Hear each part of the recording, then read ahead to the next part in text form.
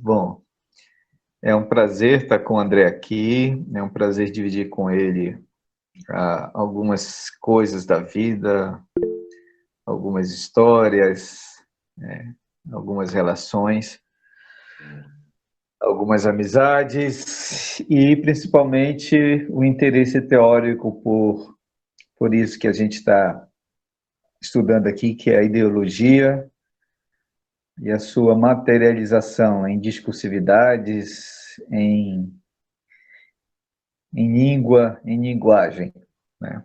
Como vocês leram, o André se formou em comunicação social pela Universidade Federal do Maranhão, fez o mestrado e o doutorado dele na Universidade de Brasília, é apresentador da TV Senado, não é isso, André? Depois você fala mais Isso. do que você está fazendo agora. Tá. E, bom, é jornalista, tem um blog, ele vai divulgar um pouco aí as redes sociais, eu espero, e atua nesses temas aí de discurso, análise de discurso crítica, que é uma outra abordagem. A gente tem trabalhado, como eu falo para vocês, da análise do discurso materialista, que é de origem francesa, com Michel Pechet, com um grupo de pesquisa do Pechet, e que se desenvolveu no Brasil a partir dos trabalhos da Anne Orlandi na Unicamp, principalmente. O André trabalha com a turma na UNB, ele vai falar um pouco do que é essa análise do discurso crítica, e trabalha numa herança anglo-saxã, né? Assim, mais de uma turma que está ligada a um professor britânico. Com vocês, o André. André, fala um pouco de você, fala um pouco do que você está fazendo, fala um pouco de como é que você chegou à análise do discurso, né? Como foi esse Muito bem, processo? muito bem. Bom, em primeiro lugar, eu quero agradecer essa oportunidade de estar aqui com vocês, esse convite do Luiz Carlos, um dileto amigo e irmão do peito, né? E eu também tenho a honra também de estar com uma galera de Manaus, né? Uma cidade que eu amo muito, já visitei 2 vezes, em épocas até bem distantes, né, da minha vida, quando adolescente, em 2008 com a família, passeamos bastante, foi muito legal. É uma cidade que eu acho muito bacana, né, muito Brasil, né? E é um prazer também falar sobre a análise do discurso, né, a análise do discurso crítica. Então, como é que eu tive esse contato com a análise do discurso? Assim que eu me formei, eu pensei em fazer o mestrado, né? Eu morava em São Luís, eu trabalhava numa emissora de televisão lá, e vislumbrei a oportunidade de fazer a seleção do mestrado aqui, onde as minhas irmãs já moravam, e eu vim fazer. E passei, né? Passei. Nessa época não se exigia pré-projeto, era realmente só uma seleção, tal. Uma turma de 10 alunos, né? E aí, já no mestrado, eu tive contato com outros campos, né? Fiz uma disciplina na história, fiz outra na sociologia, e no segundo semestre houve uma disciplina chamada Processos Interpretativos na Comunicação, que ela era dada por um professor da comunicação, professor Sérgio Porto, que trabalha com a análise de discurso francesa, e com a professora Isabel Magalhães, que trabalha com a escola britânica, né? E assim, o primeiro contato foi, eu achei aquilo muito complicado, né? Procurando me situar naquelas discussões teóricas todas, né? Nunca tinha ouvido falar desse campo, né? Dessa teoria acadêmica. E aconteceu que eu fiz um trabalho que me chamou muita atenção, porque eu descobri uma entrevista do escritor Fernando Moraes, que era, não sei se na época ele tinha sido candidato a deputado, uma entrevista de 78, né? Ele tinha sido candidato a deputado estadual, tinha sido eleito, e ele fazia entrevista com Ulisses Guimarães, que era o presidente do seu partido, o MDB, né? E eu achei uma entrevista assim, muito interessante, o controle de turno, e ouvindo aquilo, né, que a gente ia pegando em sala de aula, eu comecei a observar aquilo, a forma como ele se reportava a Ulisses Guimarães, e aquela posição dele, né, de ser o entrevistador, o que controlava a entrevista, e entrevistando uma pessoa que era, de alguma forma, o seu superior, né? Ulisses Guimarães, que era o presidente do seu partido, de mais idade que ele, coisa e tal. Então, foi uma entrevista muito, muito interessante, e eu vislumbrei fazer o meu trabalho de final de curso, né, do semestre, explorando isso, né, os controles de turno de uma entrevista jornalística. E aí eu procurei a professora Isabel Magalhães, ela também achou muito interessante o trabalho, tudo, e aí começou uma parceria que vem até hoje, né? Quando eu fiz o trabalho que eu gostei muito, eu disse, eu acho que eu posso desenvolver a minha dissertação nessa teoria, né? E foi aí que veio um tema que eu já chamava muita atenção, que era a a participação dos militares na vida política brasileira, e eu vislumbrei trabalhar o papel dos militares na política, né, e como a imprensa, como foi esse processo discursivo na imprensa. Né? Mas aí eu vou deixar para depois falar um pouco mais sobre isso. Diga aí, Luiz. Tá ótimo.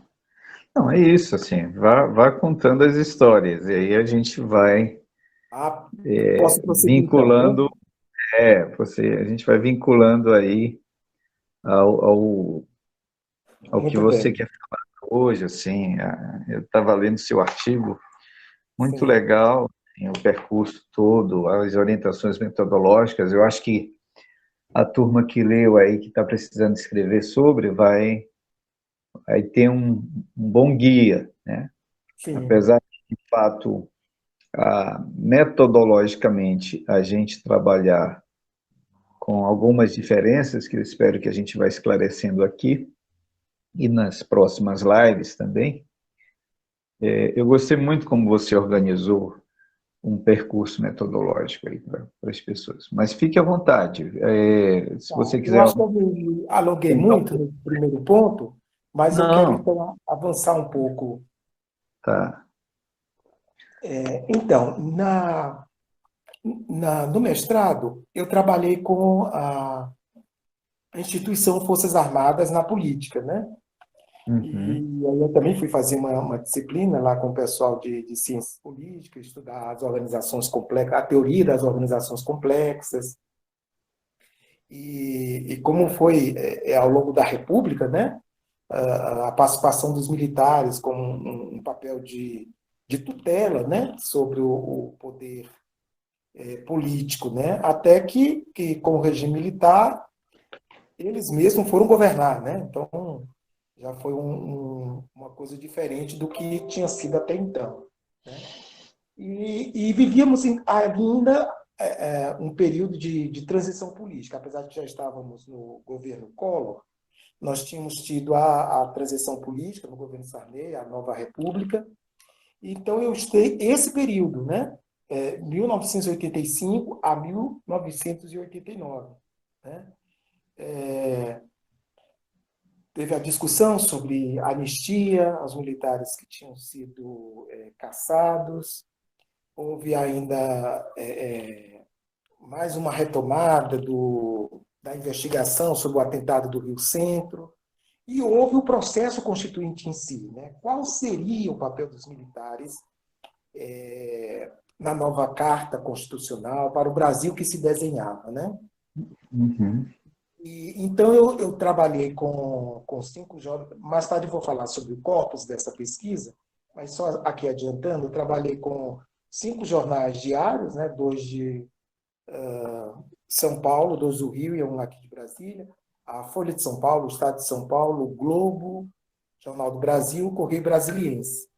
E duas revistas semanais de informação que foram a Veja e a Isto É. Na época até Isto É Senhor. E essa tese, essa dissertação, eu a defendi em julho de 1992, né? E ficou aquela vontade de prosseguir, né? De continuar estudando, trabalhando com a análise do discurso, né? Eu fiquei um tempo, eu voltei para São Luís e depois eu tinha feito um concurso aqui em Brasília para a Câmara Legislativa do Distrito Federal e eu fui chamado para assumir a minha vaga, né? E nesse período eu fiquei participando do nosso núcleo de estudos de linguagem e ideologia, como era na época, NELIS, né?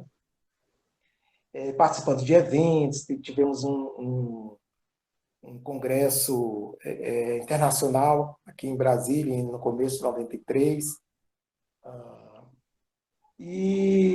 E aí eu fiquei assim, querendo fazer o doutorado, mas não querendo sair de Brasília. E nessa época, nem a linguística, nem a comunicação tinha doutorado ainda, né? Eu disse, não, eu vou aguardar, o primeiro que abrir, eu vou me candidatar, né? E aí veio o primeiro, que foi o doutorado na linguística, né? Eu faço parte, então, da primeira turma do doutorado na linguística da UNB. A seleção foi no final do ano 2000, 5 vagas, e a gente começou em 2001.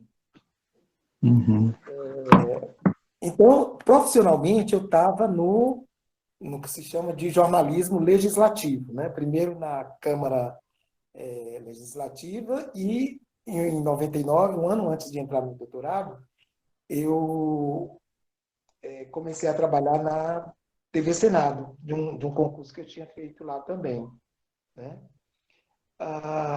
E aí, no doutorado, eu já tinha uma ideia que eu vinha trabalhando e levantando dados e tudo mais, que era sobre o processo da democratização no Brasil, né? Que eu entendia que a gente estava chegando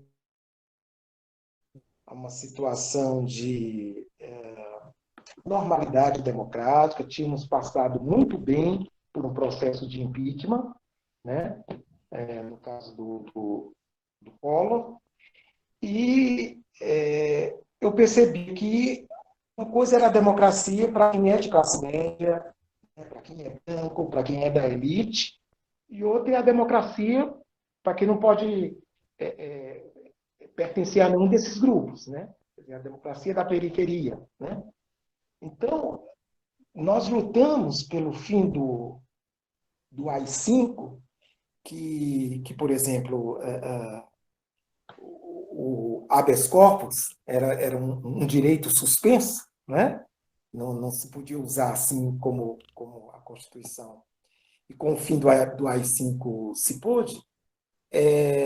Então, na periferia, nada disso valia. Nem habeas corpus, nem mandado de segurança, nada, porque a polícia chega, invade.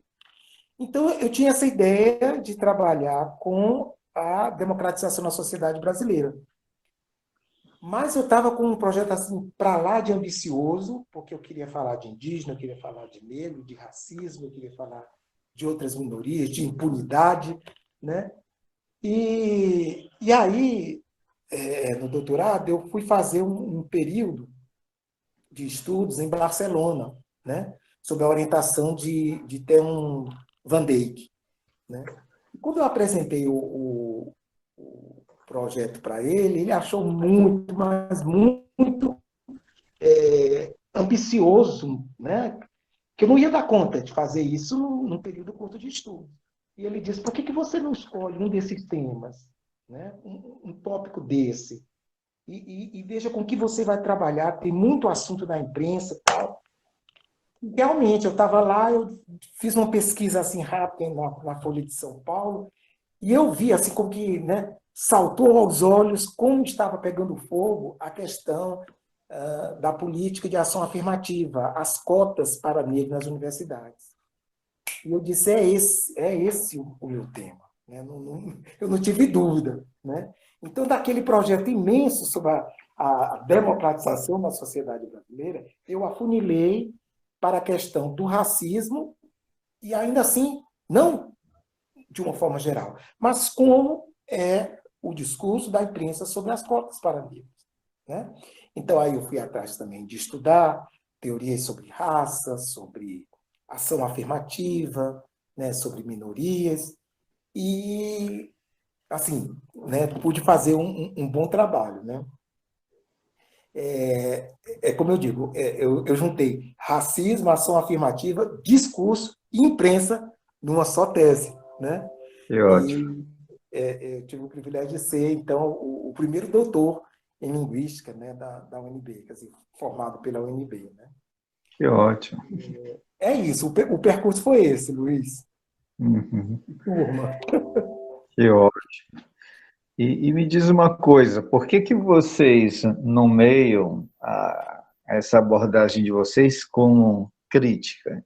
Em que sentido análise de discurso crítica? Por que crítica? De onde é que vem esse termo crítica? Muito bem.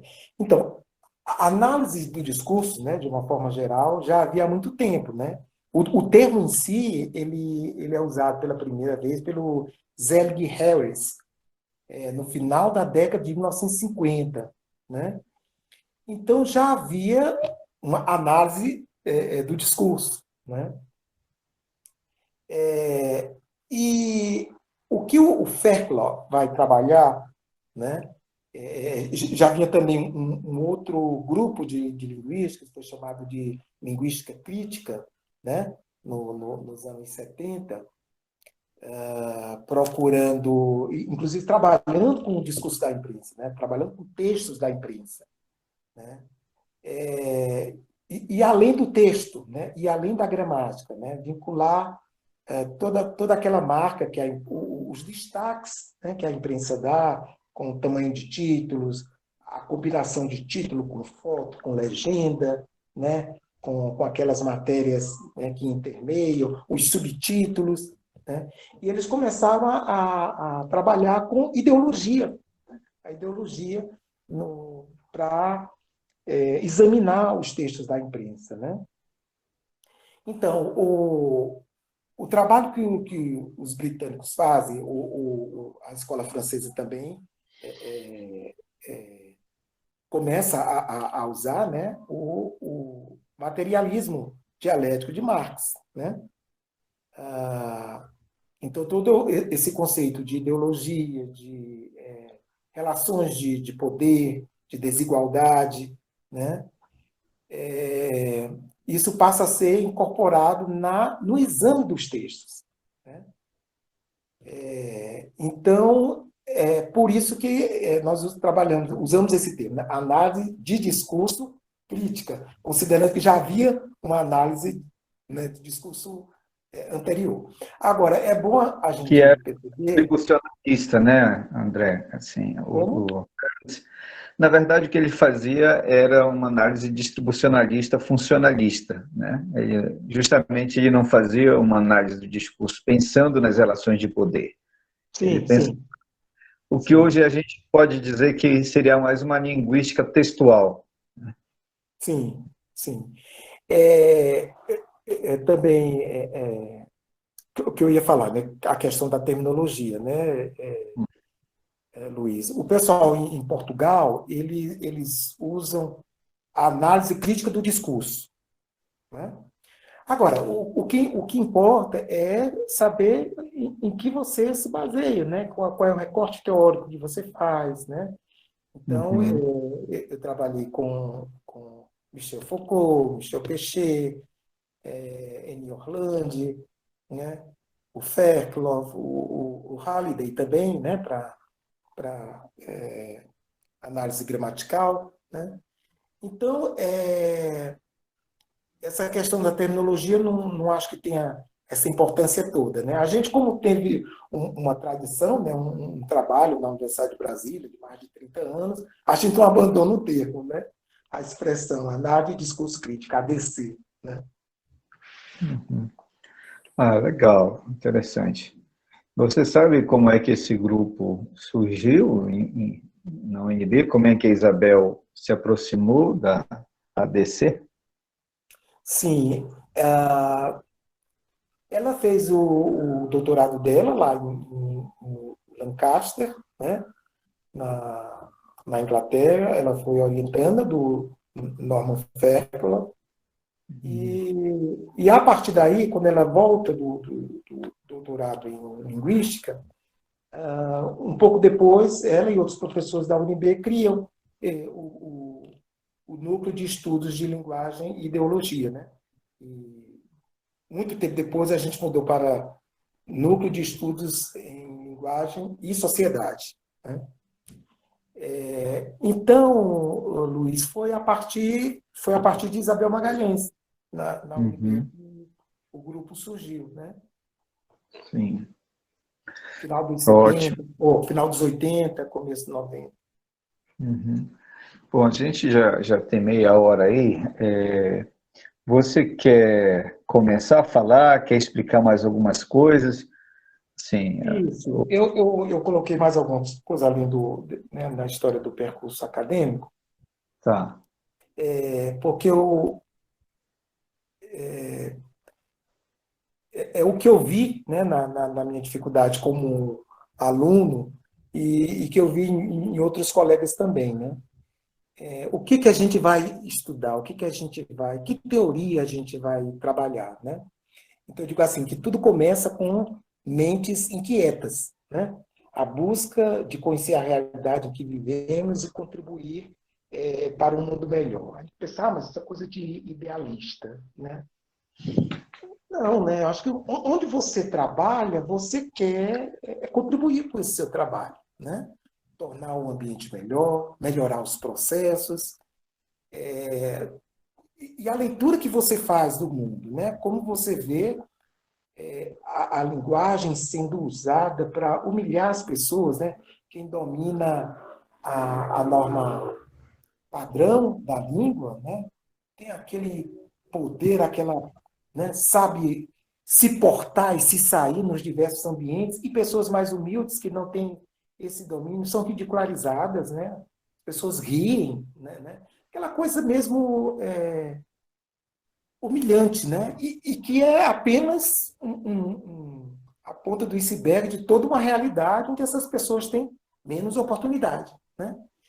Então, eu vejo que cada qual, né, como aluno, como pesquisador, quem quer se aventurar, né, não quer apenas fazer um curso na universidade, não quer apenas um instrumental ou uma profissão, mas quer ir além disso, vai ter menos ou mais clareza do porquê de suas escolhas, né? Por que eu fiz esse curso? Né? Por que seria interessante a carreira acadêmica para mim? Né? Por que esta e não aquela teoria para trabalhar? Né? Por que este e não aquele objeto de pesquisa? Considerando que na linguística nós temos diversas opções de disciplinas, de subcampos teóricos, né, para dar conta dos fenômenos relacionados à linguagem. Né? Se pode trabalhar com sintaxe? Sim. Com morfologia? Com fonologia, né, que é o núcleo duro da linguística tradicional? Você pode trabalhar com a filologia, com a semântica, com a pragmática, a sociolinguística, né? E também a análise do discurso. Né? Então, por quê? E como eu faço essa escolha? Né? Alguém talvez se pergunte, como é que eu... Né? Então, é um pouco de se sentir também, né? O que de tudo isso, o que te atrai? O que te chama a atenção? Né? Então, a gente precisa ler muito, né? A gente precisa ver, né? Não só se concentrar de imediato numa coisa, ainda que você, né, já tenha uma certeza, uma convicção, mas é importante você ver outras perspectivas. Né? No meu caso, o meu caminho na linguística, ele foi precedido, né, pela opção profissional e por um objeto de pesquisa, né? Eu, como jornalista, né, tinha uma atração pela mídia, né? Pelo discurso da imprensa, especificamente, né? E o fato de não ter cursado letras, né? E sim comunicação social, como é que eu vejo? Eu vejo como uma caminhada com pontos fortes e fracos, né? Então, foi no doutorado que eu fui atrás de fazer o quê? Precisava fazer, né? Já que o meu mestrado foi em comunicação social, o doutorado, que foi em linguística, então eu fui atrás de fazer a sintaxe, né? Morfologia, fonologia, tal. E o que é ponto forte aí? O ponto forte é a importância que tem a mídia na nossa sociedade, né? O Ocidente, de uma forma geral, as nações, os países são mediacêntricos, né? A mídia tem um papel central, não é apenas uma instituição que fornece informações, não é isso. Não é somente isso, não é apenas isso, né? O consenso social, as lutas políticas, elas passam pela imprensa, elas passam pela mídia, né? A gente sabe que as redes sociais balançaram um pouco isso aí, mas então quando eu estava chegando, né, no mestrado e doutorado, isso era a coisa, né? A importância da mídia no processo político, né? Mas aí você pode se perguntar, né? Com que trabalhar? Com que objeto? Né?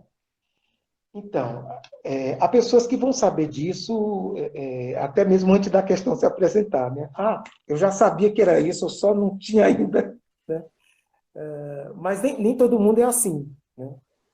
Então, alguns vão ser no começo do curso, na fase de encantamento com a teoria, antes do semestre da monografia, né? Assim, alguém que é pego pelo laço, né? Eu tenho que descobrir o que é que eu vou fazer e tal. Mas, enfim, é possível que o objeto de pesquisa para você só apareça mesmo depois de muita leitura, muita reflexão, troca de ideias, conversa com professores, palestras, eventos acadêmicos, né? Então, seja qual for o seu caso, procure amadurecer a ideia, né? Apresente para um colega, apresente para um professor, vá trocando ideias, vendo trabalhos semelhantes, né? Trabalhos naquela área, trabalhos que têm aquele objeto de pesquisa também, né? Pessoas que precederam você nessa busca e tal. Faça exercícios com os textos, com o corpus, procure ver trabalhos, né? Pequenos trabalhos, para você sentir, não, é isso mesmo, né? Isso me dá conteúdo, né? Então, só falando um pouco assim do corpus, né? Que eu sei que é uma coisa que o Luiz tem trabalhado com vocês, que é uma coisa interessante para vocês, né? Como eu falei, na, na dissertação do mestrado, eu trabalhei com 5 jornais diários, né? E 2 revistas semanais de informação. Então, eu selecionei 30 textos, né, sendo 10 reportagens, 10 editoriais e 10 artigos assinados. Então, eu procurei aí 3 gêneros diferentes dentro do processo discursivo da imprensa, né? E, por fim, eu fiz um corpus ainda mais restrito, constituído por 7 textos, né? Um de cada veículo de informação desse que eu falei acima para vocês. E ainda fiz uma triangulação, né, no mestrado. Eu realizei 12 entrevistas com profissionais da imprensa e estudiosos da questão militar, né, para ver justamente isso, né, como é que foi esse período, né, da,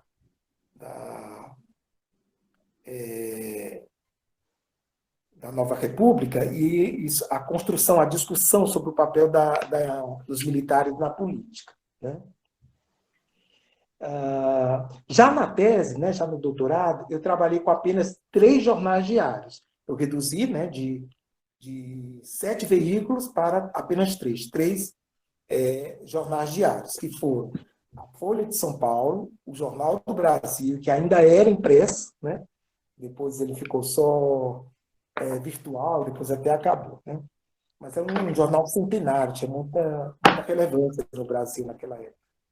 E o Jornal à Tarde, de Salvador, né? Fui Ué, até por cobrado, que por que... que você não estudou? Hã? Pois é, por que que você decidiu por um jornal de Salvador? Então, eu fui cobrado, mas isso depois, né? Como é que você, aqui de Brasília, da UNB, não colocou o Correio Brasiliense e tal? Então, eu queria ver, né, que Salvador, pelo próprio IBGE, né, é a capital brasileira com maior presença de afrodescendentes, né? Quase 80% da população. Então, eu queria ver se isso gerava uma diferença de como a Entendi. imprensa abordava o tema, entendeu, Luiz? Eu achei mais Hum, rico lidar com isso, né? Com um jornal de Salvador, sendo Salvador também a terceira capital brasileira, né? Eu trabalhei, então, com as três cidades mais populosas do Brasil, né? São Paulo, Rio e Salvador. Em contrapartida, né? Então, apenas três jornais, mas em contrapartida, o meu corpus foi simplesmente, né, de 1.533 textos, o corpus ampliado, né? Eu trabalhei com textos de 2002 e 2003, porque essa opção, 2002, o último ano de um governo, um ano de eleição, o ano da eleição do Lula, né? Com tudo aquilo que mobilizou na sociedade brasileira, e o primeiro ano, né, do governo dele, que foi 2003. Né?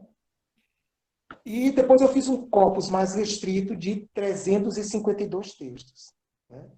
Então, o que eu reduzi em veículos da imprensa, muito mais eu ampliei no corpus. Né?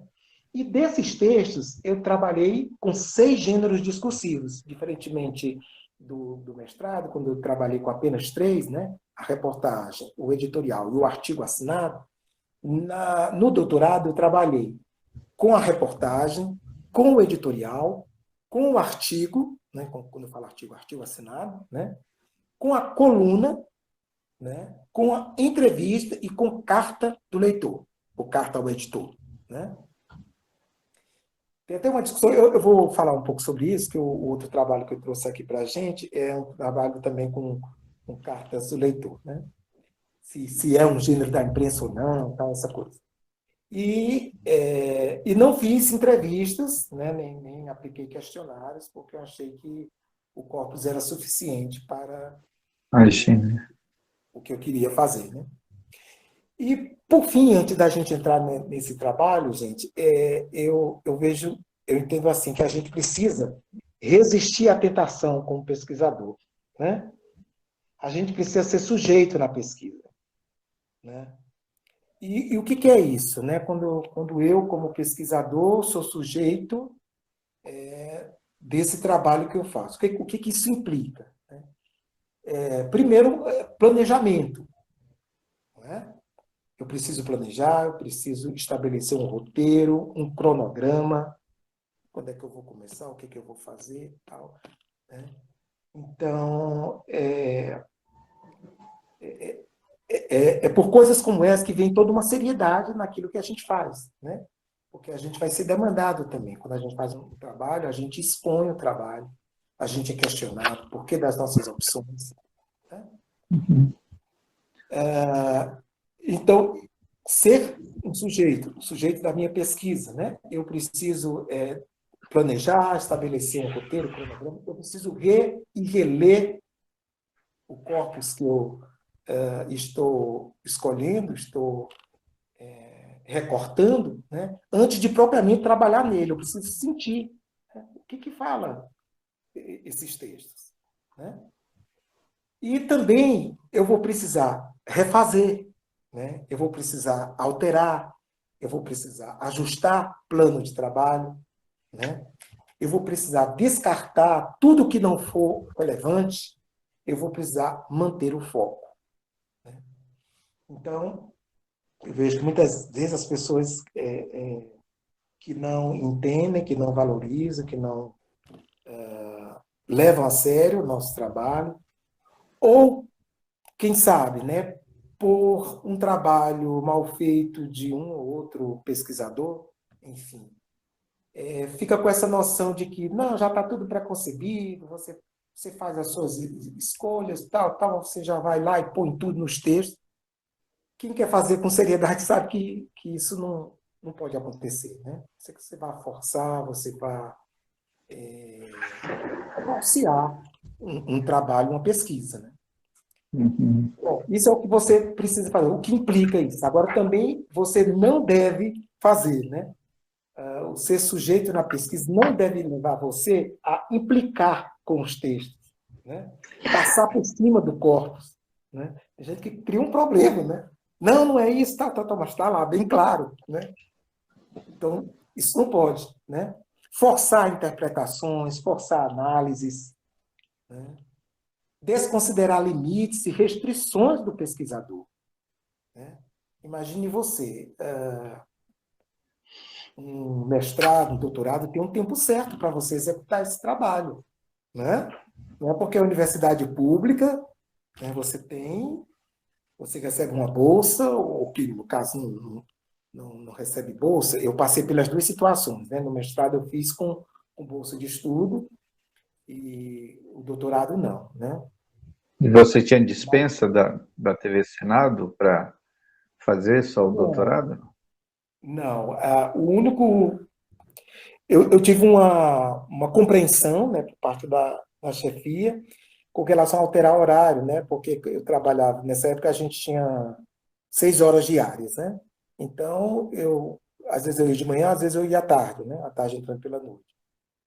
Conforme as aulas que eu tinha, né? Entendi. Então, esse tipo de compreensão eu tive. E também o período que eu pude me afastar, né? Uma certa redução salarial, tal, mas foi um período de 5 a 6 meses lá na Universidade Pompeu Fabra, em Barcelona, né? E aí eu realmente mergulhei, né? Aí eu respirava o trabalho, a pesquisa, de manhã, de tarde e de noite, né? Então a gente precisa considerar, a gente não pode desconsiderar os nossos limites e as restrições, né? E a gente tem que falar isso também, né, gente? Volta e meia, pesquisadores adoecem, né? Tem problemas, tem depressão, né? E não vale a pena, né? Porque a gente pode passar e as pesquisas vão continuar, outras pessoas vão vir com mais gás ainda e a gente não pode dar a nossa saúde, né? Comprometer a nossa saúde, a nossa integridade física por conta de um trabalho acadêmico. A gente precisa recuar muitas vezes, né? Não, esse aqui eu não vou trabalhar agora, eu trabalho depois, né? Eu preciso restringir e tal. Então, às vezes há trabalhos de duplas, né? Um trio, um quarteto, tal, conforme for um grupo, né? Então, você precisa ficar atento para os seus limites, né? Para as restrições que são próprias, né? Do ser humano, né? E o pesquisador não é um super-herói, né? Então, eu falei, não desconsiderar, né? Limites, restrições do pesquisador, do corpo, das interpretações e análises, né? E dos objetivos da pesquisa em si. Então, você precisa estar sempre indo olhar lá. O que foi quais foram as questões de pesquisa que eu estabeleci, né? E aí você há que se ater a isso, né? E não fugir para devaneios, né? Então, Luiz, eu pensei agora, eu tinha que trabalhar um pouco o que foi esse artigo do livro, Sim. eu passei para vocês, né? Um artigo que eu fiz, o Análise de Discurso Crítica para Linguistas e Eu Não só estava Linguistas. pensando, Sim. antes de você falar nisso, nessa coisa da definição do corpus, né?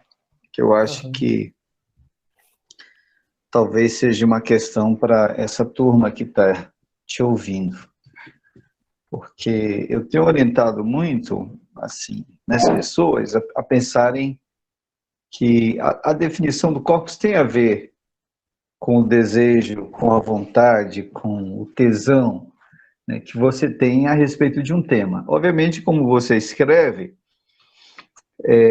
análise do discurso, as análises do discurso sempre estão entendendo a disputa de pontos de vista na sociedade. Então, o tema tem que ter formações discursivas em disputa ali, ou em relação, de algum jeito, né? Diferentes lugares, sítios de significação em que os sujeitos se inscrevem, são capturados, enfim. Mas o Edgar Morin, ele tem um termo que ele fala num livro da biografia intelectual dele, que ele chama Meus Demônios.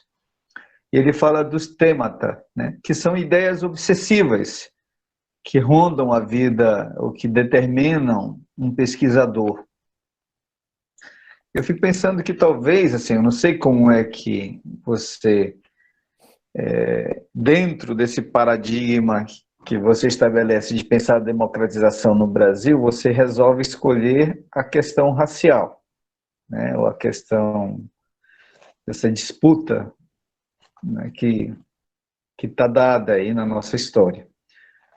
Mas eu fico vendo assim que é legal quando você desenvolve um trabalho que tem a ver com a sua história de vida, né, e que tem a ver com a sua preocupação social também, né? Justamente capturando você em determinados problemas, situações, questões, incômodos. Sei que você pensa sobre isso, que você tem a dizer alguma coisa sobre isso. Nessa delícia dos Veja, assuntos.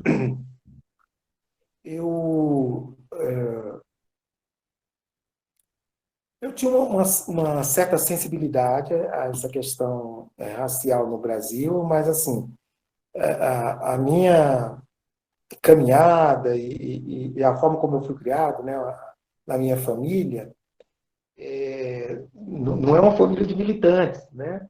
Então, meu avô foi um empreendedor negro lá do Agreste Pernambucano, um cara assim de muita visão e tal, mas enfim, não se falava sobre raça, né? Era uma coisa dada, né, do seu fenótipo, tudo, mas aí ele casou com uma branca, né? Mas assim, isso nós vivemos esse tabu em família, né? Então eu tinha uma sensibilidade com isso, mas definitivamente eu não era um militante, como me tornei depois, né?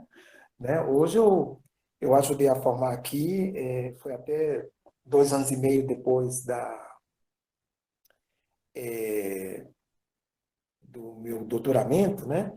A Comissão de Jornalistas pela Igualdade Racial, que é ligada ao Sindicato dos Jornalistas aqui de Brasília. E comissões como essa surgiram em vários estados do Brasil, né? Então, isso foi posterior, né? Então, eu tinha uma sensibilidade, como tenho também, pela questão indígena, né? Pela questão dos sem terra, dos sem teto, mas não era uma coisa, então não foi uma coisa que eu fui guiado para isso porque eu já tinha uma opção teórica. Não, né? Não. Foi uma questão realmente de descoberta de um tema dentro daquele, né? Quer dizer, eu me perguntava, o que atrasa a democratização na sociedade brasileira? Que democracia é essa que, dependendo de onde você se situa, você diz, não, o Brasil é um país democrático, nenhum problema, olha como é pujante a nossa democracia, aí cita os milhões de eleitores, a presença nas urnas e tal, processo de impeachment, tal, que não tivemos mais né, a tentação autoritária e tal. Mas aí, dependendo de onde você está na sociedade brasileira, você vê, não é isso. A sociedade é muito restrita, os bens simbólicos são restritos, há uma disputa muito grande por isso, e não se vê esses bens simbólicos como um direito de todos, né?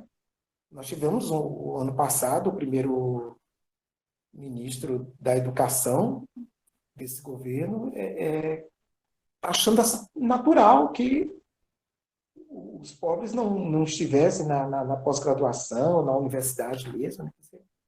Que mentalidade, né? Então, Luiz, eu acho que isso vai muito de cada um, né? Como que a pessoa se direciona. É uma coisa que eu sei que, assim, o que fez trabalhar com mídia, né? Com imprensa especificamente, e texto da mídia de uma forma geral, é o fato de eu ser jornalista, né? Agora, não quero assim puxar brasa para minha sardinha, não. Eu tenho visto trabalhos muito interessantes, né, na minha análise do discurso, feitos a partir de quê? De documentos oficiais, né, das leis, das portarias, né? O que se anda, né, reconhecendo nos documentos oficiais, né? Ou quando se grava, por exemplo, interações na entrevistas, né? Atendimentos da interação médico-paciente, professor em sala de aula, a interação com os alunos. Tá? Não é questão para trazer algum problema para o professor, não, gente. É ver o dia a dia mesmo da sala de aula, como é que isso é negociado, né? Também se o discurso religioso, né? A Isabel Magalhães, por exemplo, trabalhou com o discurso de igrejas pentecostais, né? Então, e aí também não é para você achar que se vai para trazer um prejuízo, né, para essas igrejas, para os adeptos. Não, é você estudar a questão do discurso ali, né? Como é que o fiel se coloca quando se reporta a Deus, se reporta à autoridade, ao pastor, ao obreiro, tal. Então, são trabalhos muito interessantes e que não tem a ver com a mídia, né? Com textos da mídia, né? Então, não se prenda por isso, né? Se você não, essa não é a sua praia, né? A mídia, a imprensa, há muita coisa válida, muita coisa de peso na sociedade e que você vai encontrar de outra forma, né? Outros tipos de textos, né? E lembrando também, né? Um trabalho, eu vou citar agora o trabalho de um colega da UNB, que agora está em Teixeira de Freitas, na Bahia, o Décio Bessa. Ele trabalhou, não deixa de ser com a mídia, mas assim, com charges, né? Que aí mexia um pouco do texto verbal e, sobretudo, o texto não verbal, né? A imagem, a forma como a charge era desenvolvida, né? Então, há coisas muito interessantes, muito criativas, que podem mexer com vocês, né? Depender daí do potencial, dos dons de cada um, dos talentos, né? Das sensibilidades. E você não se bitolar uma coisa só de imprensa, ou mesmo só de documentos oficiais. Mas lembrando, é muito importante, né? Porque, no caso de documentos oficiais, você tem como ver, né? Como isso foi feito, quais são os pressupostos disso, qual o impacto disso, né? Na vida social. Como é que isso, as pessoas recebem um documento desse, né? Né? Então, eu vejo que há uma diversidade, e isso me encanta muito, Luiz, na nossa área de trabalho, né, acadêmica. Você queria perguntar outra coisa ou eu posso ir adiante aqui no...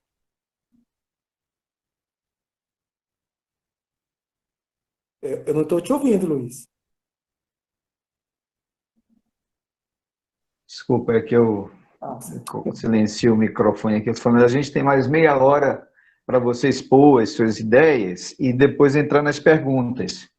Tá. Quer dizer, Como eu meia hora, 40 posso... minutos, e aí Certo, a eu quero gente, que vocês participem. como atrasou 10 Né? minutos, a gente pode ir até umas 8h10, enfim. Mas pode falar Certo. aí, Tá fique à bom, tá vontade. bom.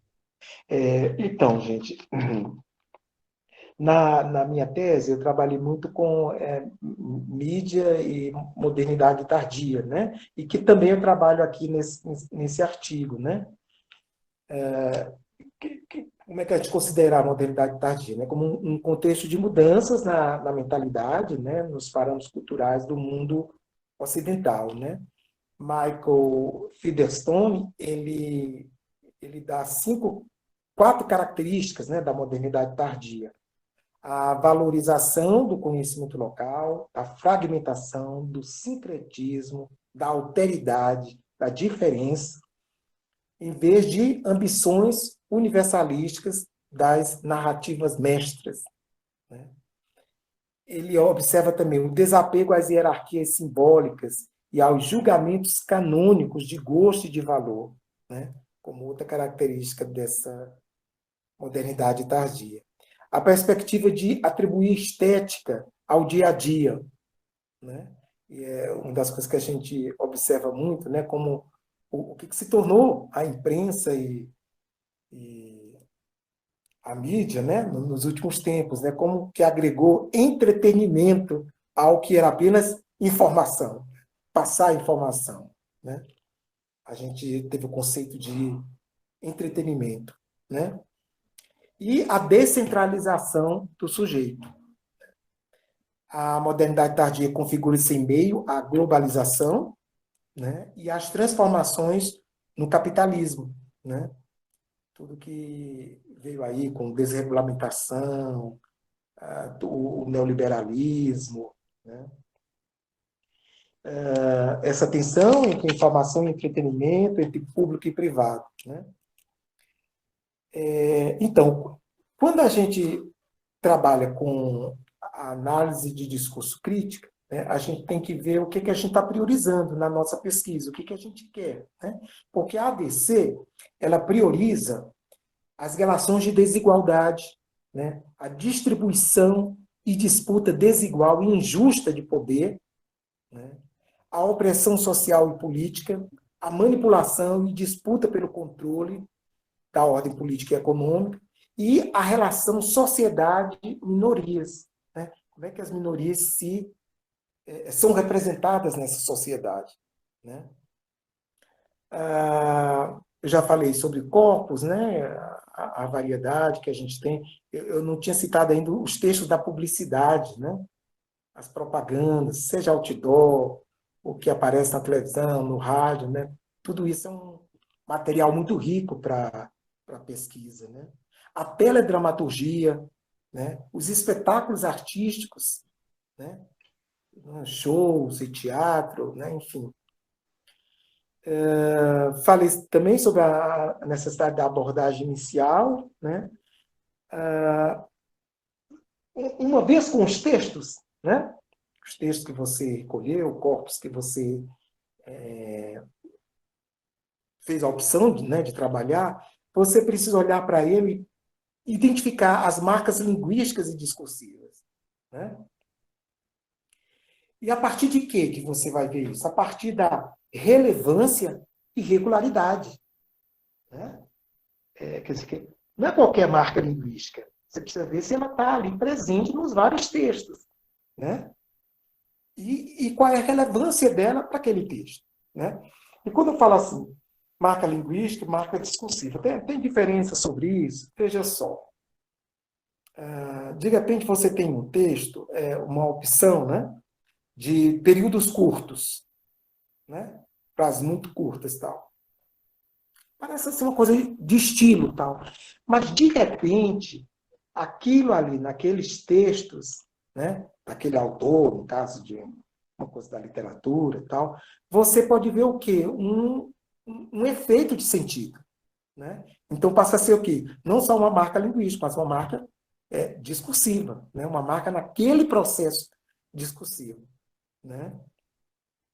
Então, é essa materialidade no texto que você vai examinar, né? São as coisas, os aspectos que ganham realce no conjunto do processo discursivo e na sua vinculação com o contexto social mais abrangente, né?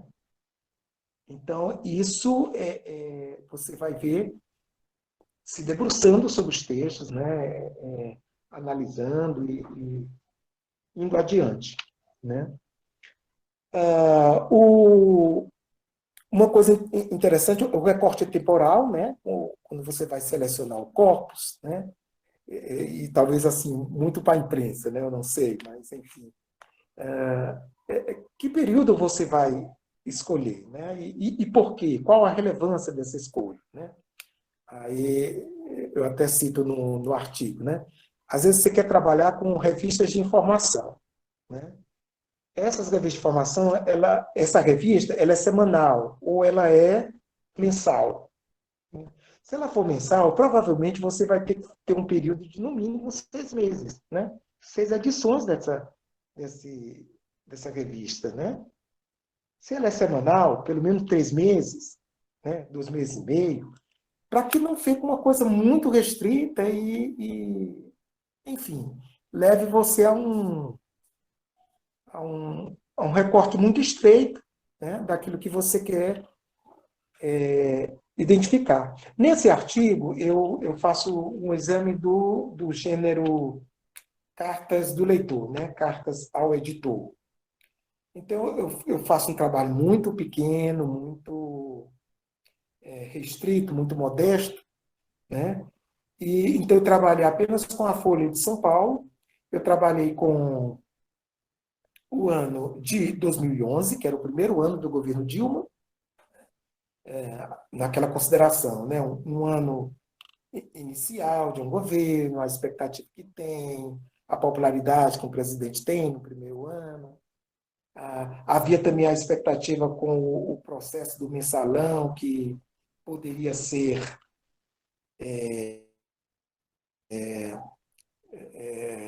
encerrado, né? Porque era no ano seguinte que o prazo limite e tal. Então havia essa expectativa. E o ano de 2014, mais uma vez, o ano eleitoral realmente é um ano muito rico, né? O debate político cresce na mídia, né? E nas conversas das pessoas e tal. Então eu trabalhei com esses 2 anos, né? Então, assim, isso vem realmente desse debruçar sobre os textos, né? Então, a partir daí, né, você tem os textos, você já escolheu, já examinou, já fez aquela coisa inicial, você vai, então, fazer a interpretação dos textos, né, que é identificar as marcas linguísticas e discursivas relevantes e irregulares, os sentidos recorrentes nos diversos textos, né? Você vai também delinear tabelas e quadros, que isso ajuda muito, né? Uma coisa meio quantitativa, mas ajuda você a ver, né? Quantas vezes aparece tal figura de linguagem, tal forma verbal, perifrástica, quantos advérbios, que tipo de advérbio, essa coisa, né? Então, o quadro ajuda você a, a clarear, né? A relevância e a recorrência dessas marcas, né? Bom, depois dessa interpretação dos textos, você faz, então, a análise, né? Que é vincular esses textos, essa interpretação que você fez, à realidade social abrangente, com fundamento no recorte teórico e nas opções da pesquisa, né? E isso é o que? É um procedimento dialógico, né? Uma conversa, né? Você revisita, né, suas questões de pesquisa, você vê se isso está sendo respondido, se é isso mesmo, se corresponde, né? E aí você também pode alterar o que você pensou inicialmente em desenvolver, né? Mas, enfim, era isso. Eu queria agora ouvir um pouco dos questionamentos de vocês, né? Das pesquisas, das perguntas de vocês.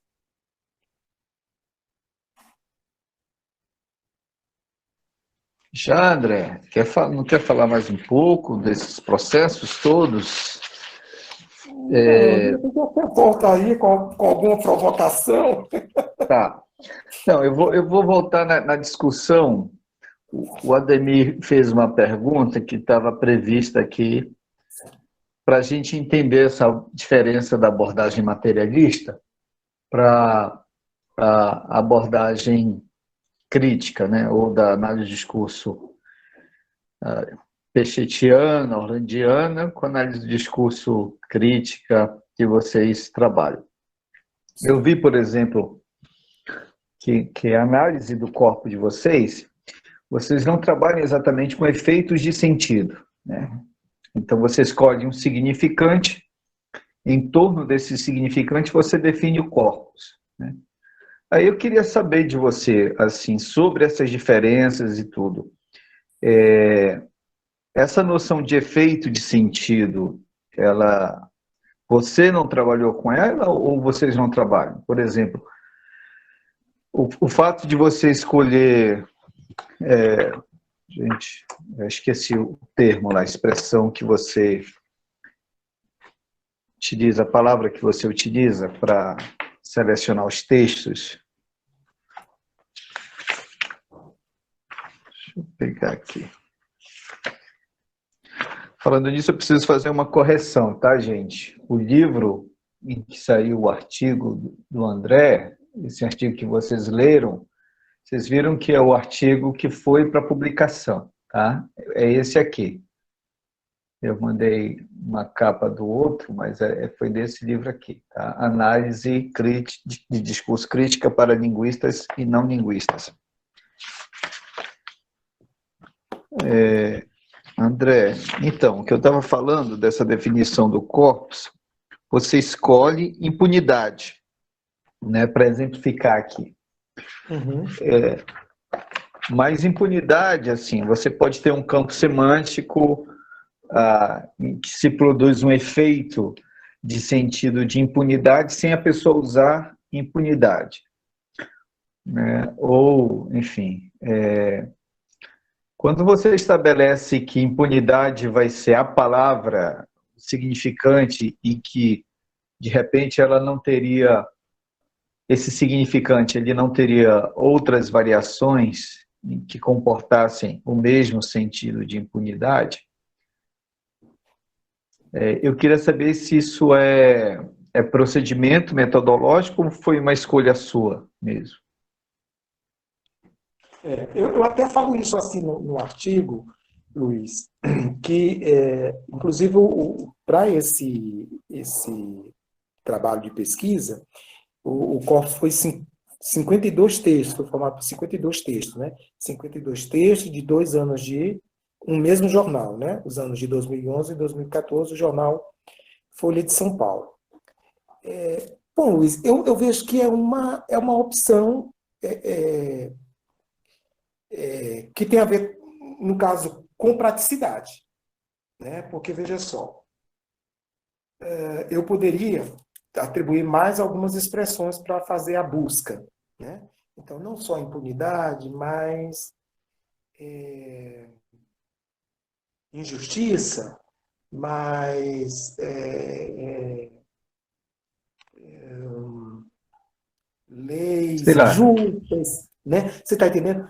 E você pode ainda assim, determinar os efeitos de sentido, assim, em vez de tentar descobrir que efeitos tem esse nos textos, né? Tipo, por exemplo, impunidade e jeitinho, né? Então, jeitinho brasileiro normalmente tem a ver com corrupção, com impunidade, enfim. mas ainda assim, ainda que eu fizesse essa pesquisa por esses tópicos, ainda poderia um texto, né, sem usar nenhuma dessas expressões, ser um texto que se encaixaria aqui, né? Para não ter problema nenhum, eu precisaria examinar todas as edições da Folha de São Paulo do ano de 2011, toda a seção de cartas do leitor, certo? E a Folha de São Paulo circula de domingo a domingo, né? Todos os dias da semana. Então, 365 edições de 2011, 365 edições de 2014. Está entendendo? Então, eu teria que... Era uma opção? Era. Né? Mas aí vem o limite do pesquisador. Né? Eu estava... Primeiro, eu recebi um convite para escrever, né, nesse livro, que a gente queria ser um livro que facilitasse a vida de quem está se aproximando da análise do discurso, que quer conhecer a análise do discurso. Né? Então, houve primeiro um convite, um artigo, um objetivo, né? E ao começar, eu pensei, não, melhor ainda é eu trabalhar uma pesquisa com eles. Poderia fazer algum recorte da minha pesquisa, do meu processo? Poderia. Eu quis uma coisa nova, né? Então, eu pensei num trabalho de pesquisa simples, né?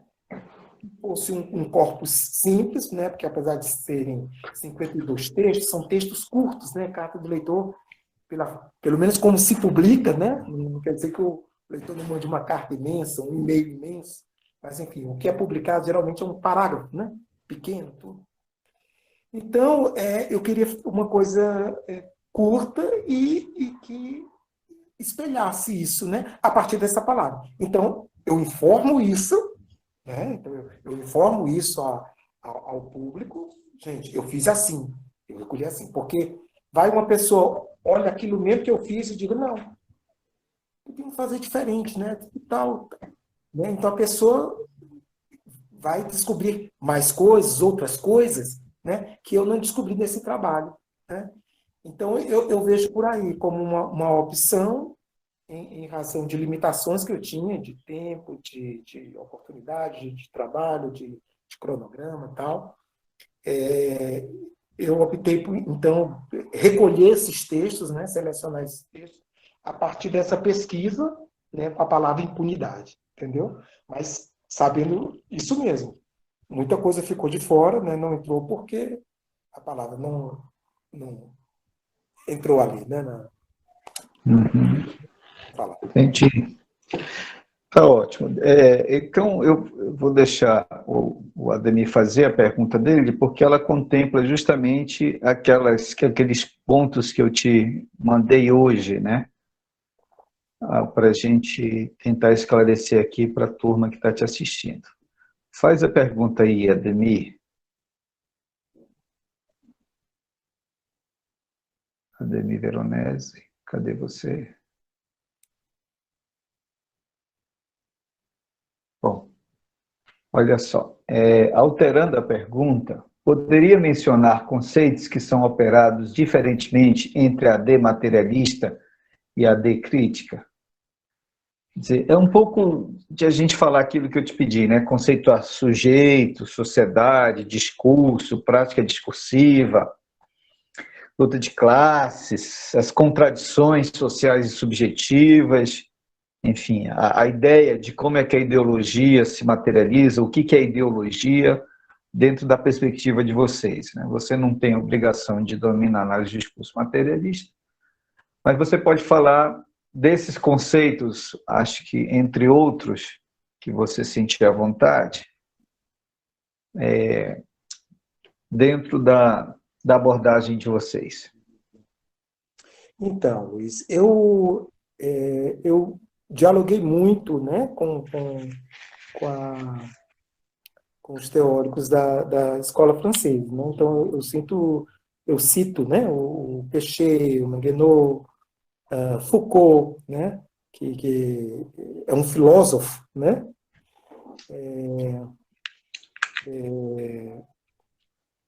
Então, eu não tenho uma visão assim muito estanque, né?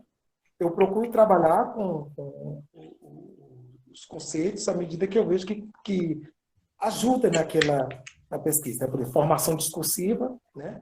Eu acho um conceito muito rico. Alguns falam que a vertente francesa não tem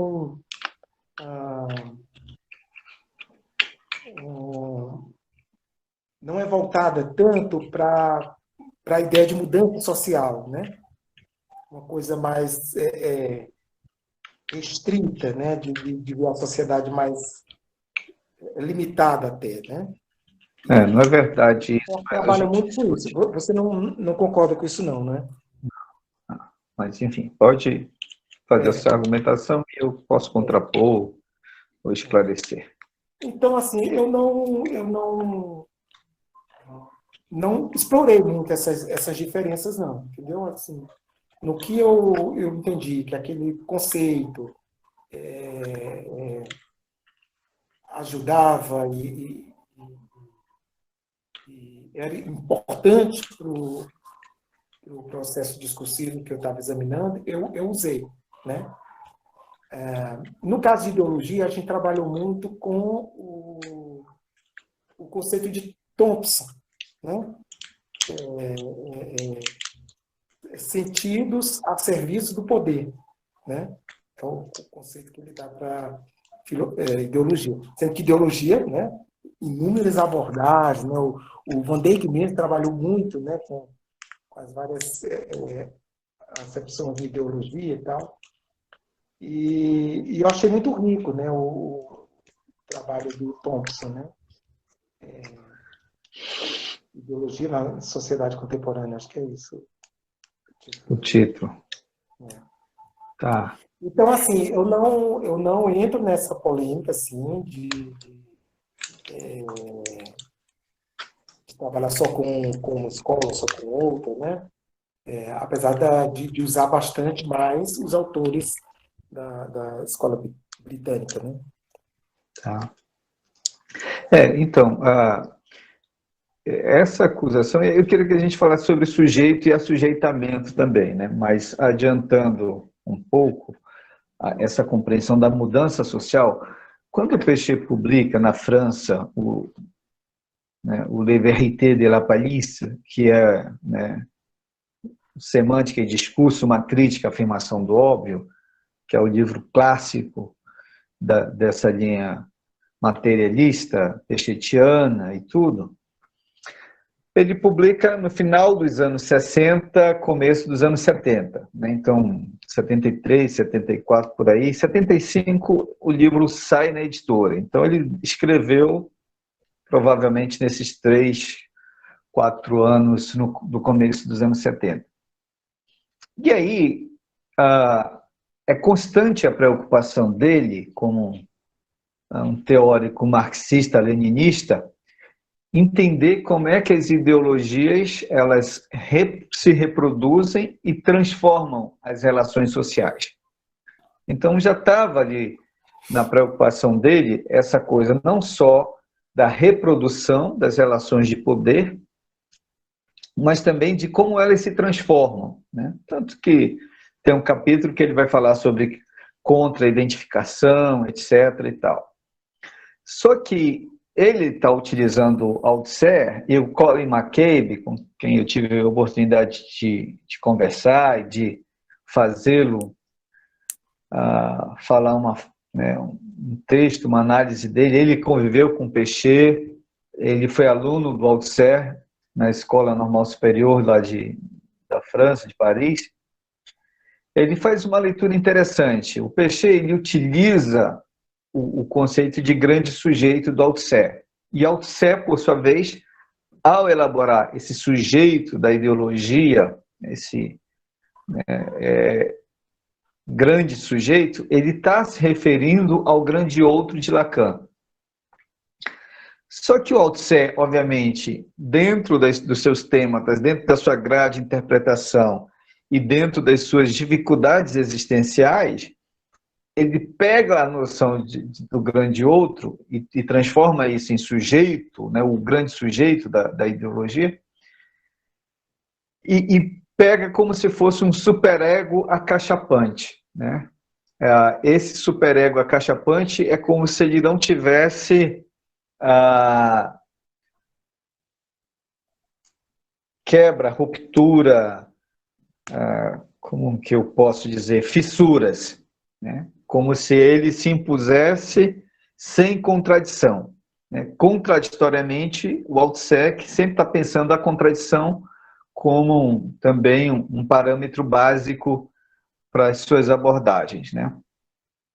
Aí o Péchet absorve esse conceito de sujeito da ideologia e, de repente, deixa escapar essa noção também que tem as relações de contradição, ou seja, tem reprodução e tem transformação das relações sociais, e os discursos, portanto, materializam contraditoriamente essas duas forças, mas ele depois publica, para a edição inglesa, que o Colin McCabe coordena na Inglaterra, na Grã-Bretanha, justamente o que ele chama de uma retificação, né? Criticando justamente, 3, 4 anos depois do seu trabalho, isso está no anexo 3 de Semântica e Discurso, criticando isso que ele acabou deixando passar. Então, ele recebe críticas na França, o Colin McCabe também escreve uma crítica em 76 sobre essa concepção de sujeito, mas eu acho que é um pouco assim, pegar o Peixe e prendê-lo nesses anos iniciais da análise de discurso, entende? O que algumas pessoas fazem quando criticam isso. Porque ele, mesmo nesses anos iniciais, ele estava pensando reprodução e transformação das relações de produção. E aí, obviamente, esse sujeito, que em Lacan, o grande outro, é o ser de linguagem e de desejo, portanto, tem contradição, né, nesse grande outro. Quando ele é retomado por Althusser e Péchet, né, pega do Althusser, é como se ele não tivesse desejo, né, ou como se ele não rompesse, não tivesse essa contradição interior. Acho que esse é o problema que o Maquet localiza muito bem. Enfim. Mas o Althusser, de todo jeito, define o sujeito como, né, determinado. Ele é um ser que age, que escolhe, que decide também, mas ele também é determinado, justamente porque é um ser de linguagem, né? A linguagem o determina, né? O termo A que linguagem se nos usa fala. comumente é o assujeitamento. Eu queria que você falasse um pouco da concepção que vocês têm de sujeito na análise de discurso crítica. Luiz, eu vou deixar isso para uma outra oportunidade, né? Porque, assim, eu não trabalhei muito, na verdade, não trabalhei, né, com isso nos meus trabalhos, seja no mestrado, doutorado, em outras pesquisas que fiz, né? E não vejo, assim, que tenha eu teria também que estudar um pouco mais sobre isso, né, sobre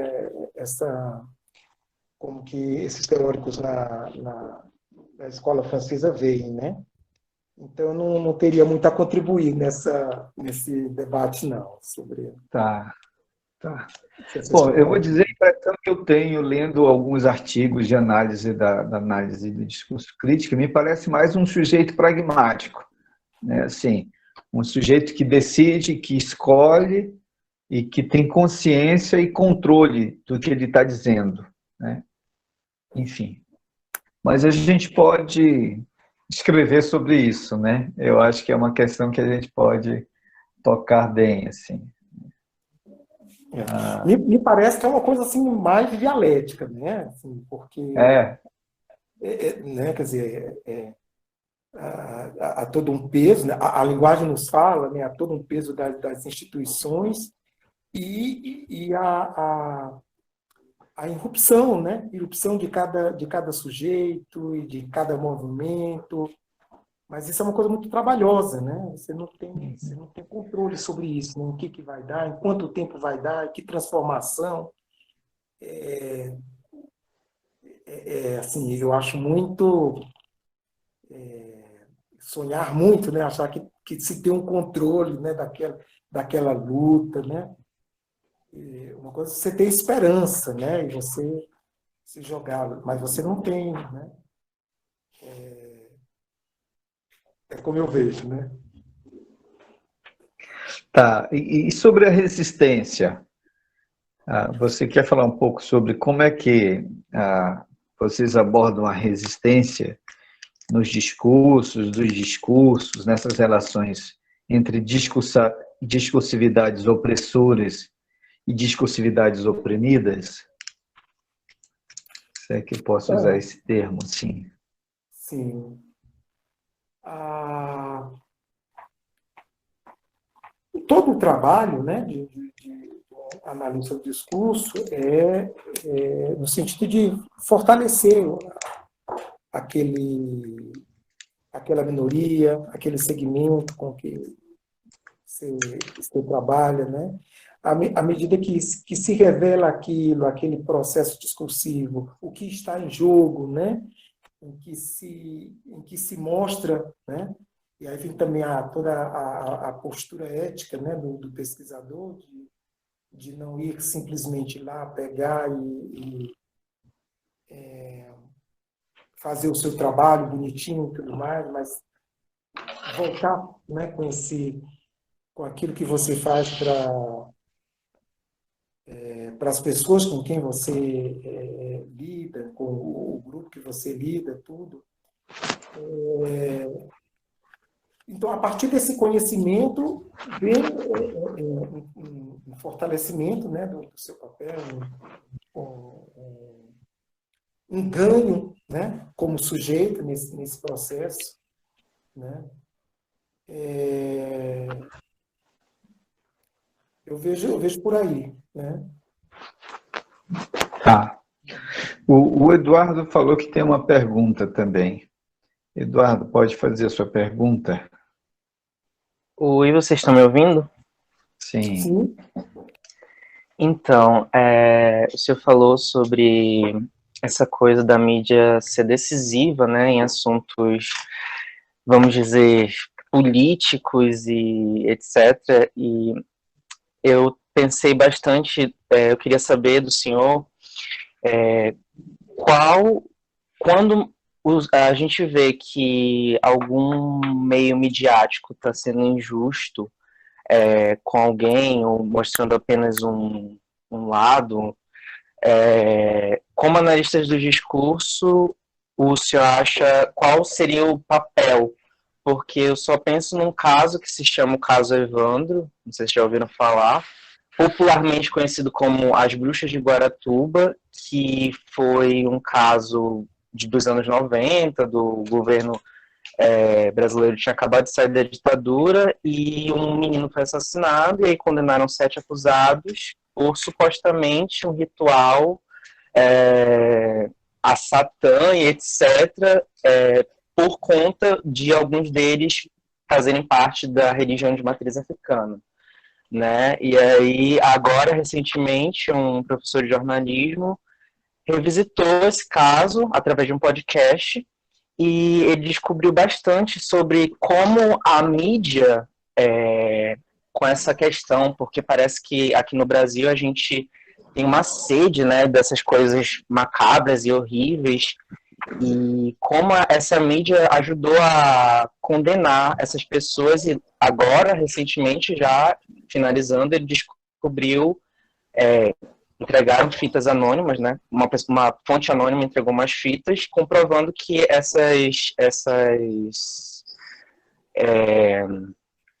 que teve tortura, por isso que eles confessaram. E esse caso é muito problemático porque as únicas provas que tinham contra esses acusados eram confissões, e a gente sabe que confissões são muito complicadas de condenar alguém. Então, eu queria saber do senhor qual o senhor acha que é o papel do analista do discurso em frente a essas injustiças.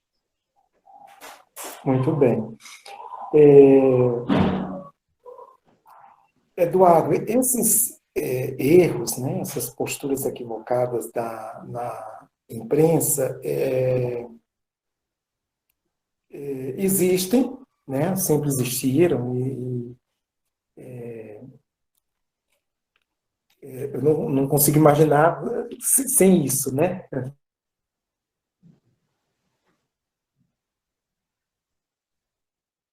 Com equilíbrio, isenção. Há cuidados a se tomar e a se evitar, né? Mas esses problemas existem. E como analista de discurso, né? E como jornalista também, eu vejo que a gente tem cada vez mais que apontar isso, né? Apontar esses casos que acontecem, né? E muitos jornalistas mesmo que estão na lida, né? Que não trabalham com análise de discurso, não são da academia e tal, consegue fazer isso, consegue identificar e apontar, né? Agora, tudo isso também é um retrato da sociedade desigual que é a sociedade brasileira, né? Então, você vê um programa, aqueles programas policiais na televisão, de tarde, final de tarde, começo de noite, a forma como eles se referem aos suspeitos de crimes, né? Então, se é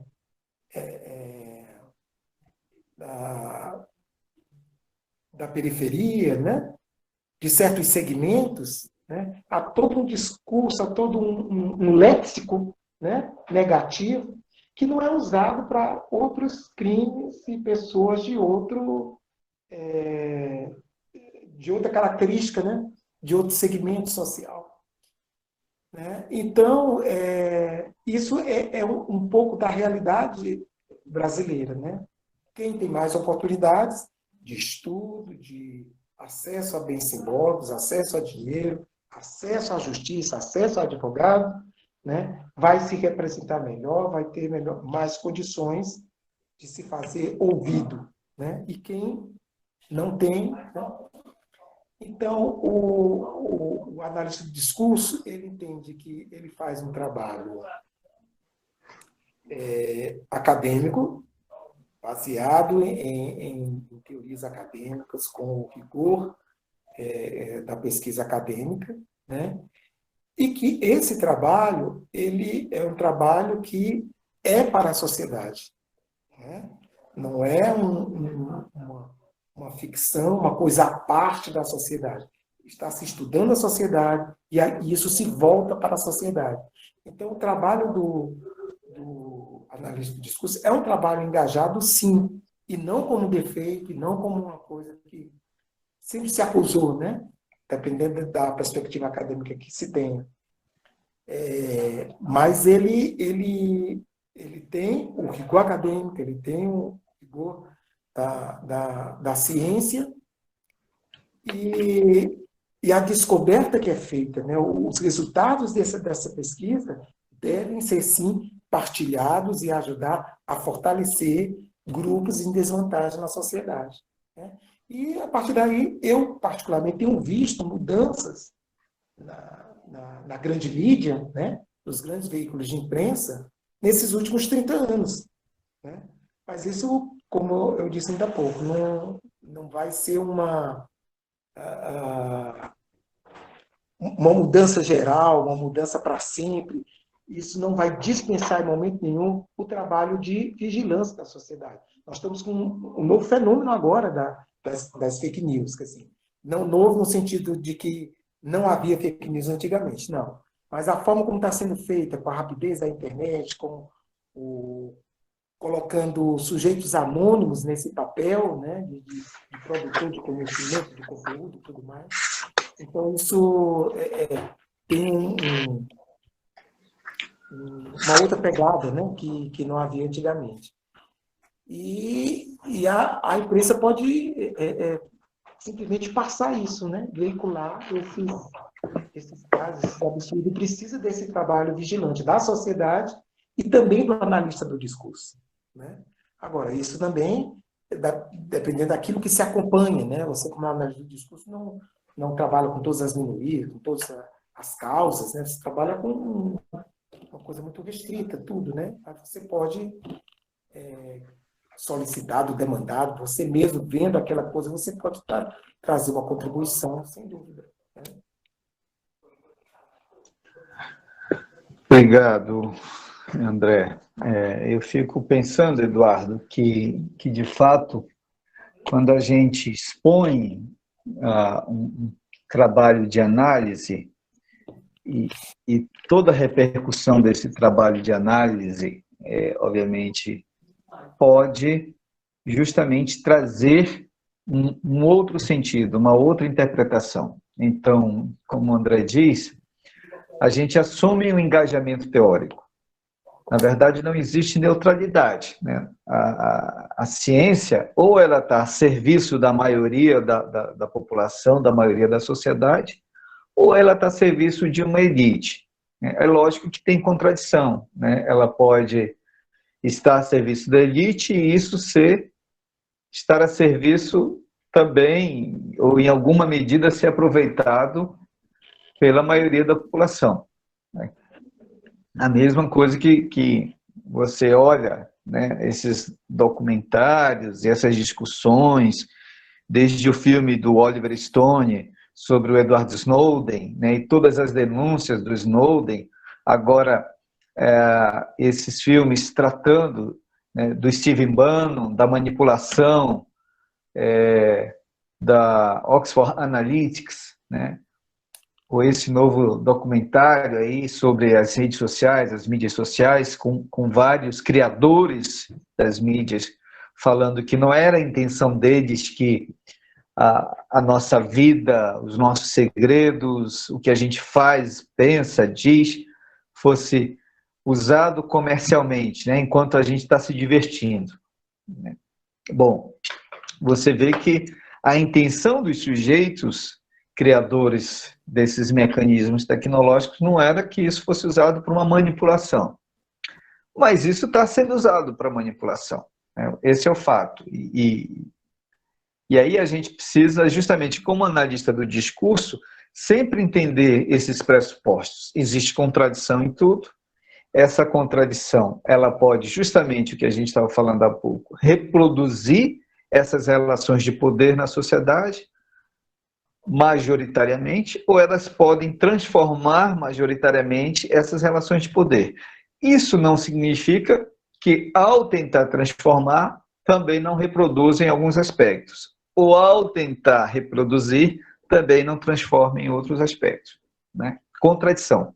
A questão para a gente, talvez, seja sempre ver que quando a gente coloca em análise as disputas de pontos de vista diante de um fato, de um acontecimento, a gente está contribuindo para que outras gerações revejam as interpretações dadas e assumam uma interpretação mais próximo de um fazer científico, com mais verdade, com mais autoridade, com mais fundamento, com menos captura na ideologia. De novo, olhando da perspectiva discursiva, não existe lugar fora da ideologia. A questão é a quem serve o seu trabalho, né?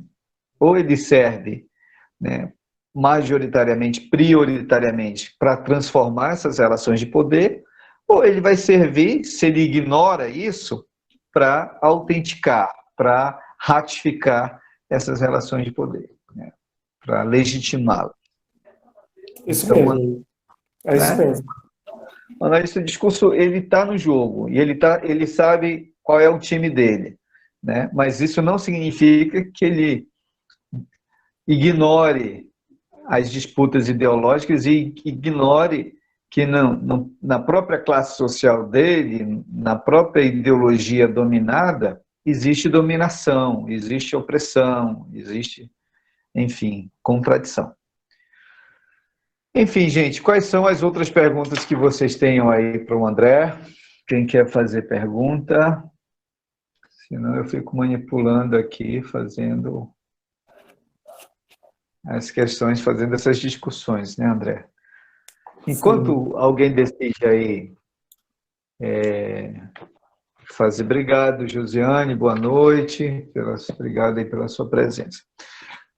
Eu queria falar com você sobre essas marcas linguísticas e discursivas, ainda que marca muito uma diferença metodológica, eu acho, entre as nossas abordagens,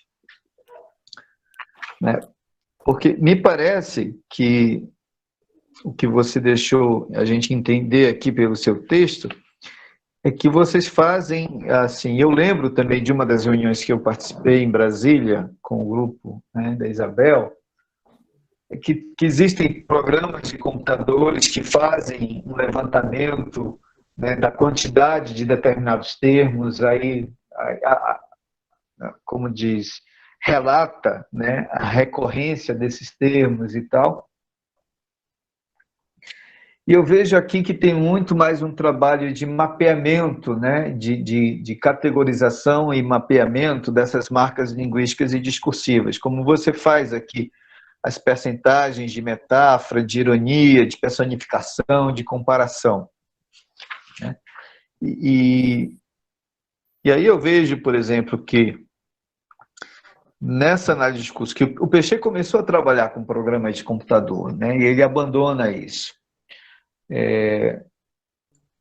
em favor de um batimento entre descrever e interpretar, né, ao mesmo tempo que ele está descrevendo essas marcas textuais, esses fragmentos de textos ou de cadeias significantes, ele está também dizendo, olha, de repente, um sentido que você a priori pensa que é uma coisa, ele pode ser outra. Isso que a gente estava falando do efeito de sentido também, né?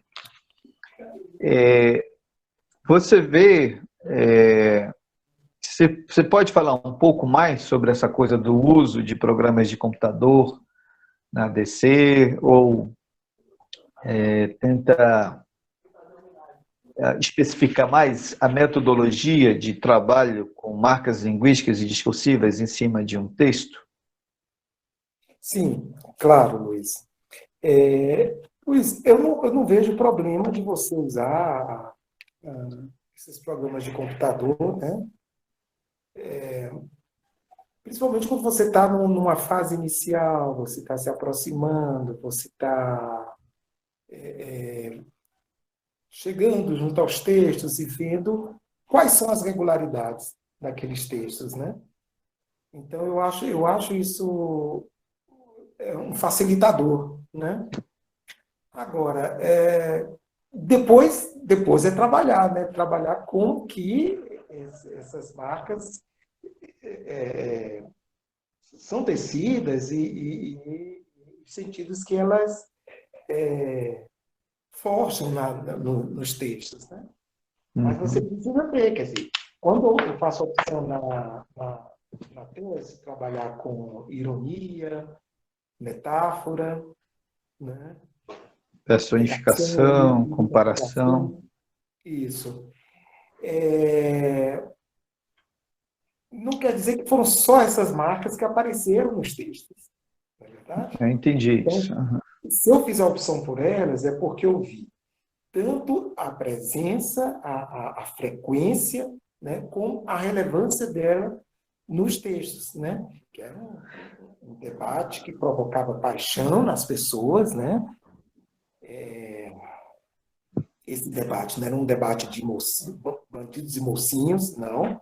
Eu vi muita gente de esquerda, muita gente ilustre, muitos, sabe, gente cabeça, mas que chegava e analisar cotas, ação afirmativa, não é bem assim, papá, né? E pessoas que às vezes tinham até menos preparo, né?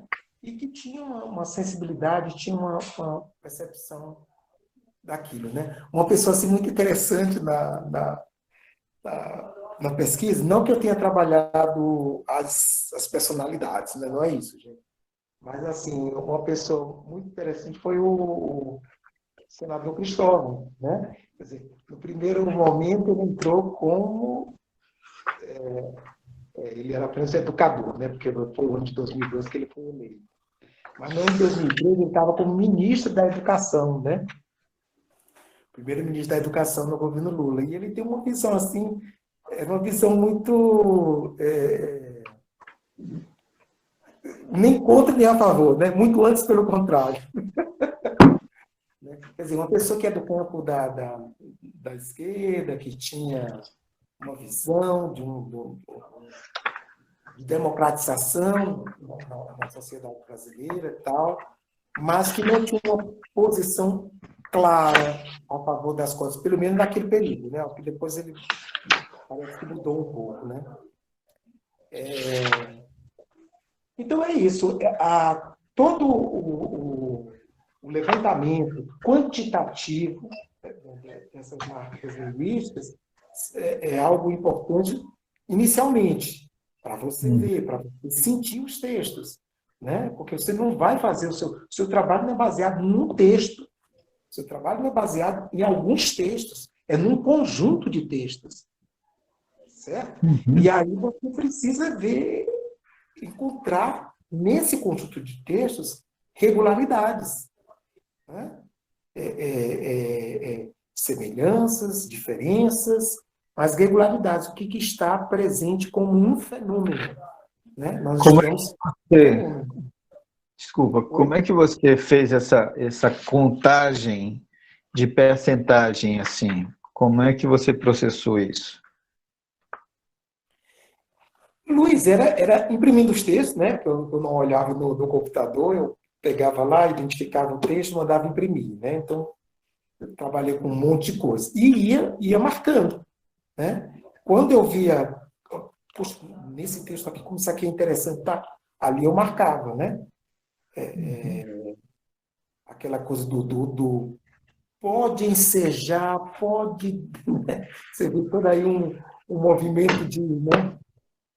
Isso vindo de autoridade, vindo de quem tem. Com, de quem se espera uma condução, tudo, aí vem com uma conversa assim e tal. Então eu ia marcando isso e, e aí depois passava, né, por uma tabela de quantos, né, nos jornais, em tal período, né? Tá ótimo. É um trabalho braçal, né? Um trabalho braçal mesmo e de muita atenção, né?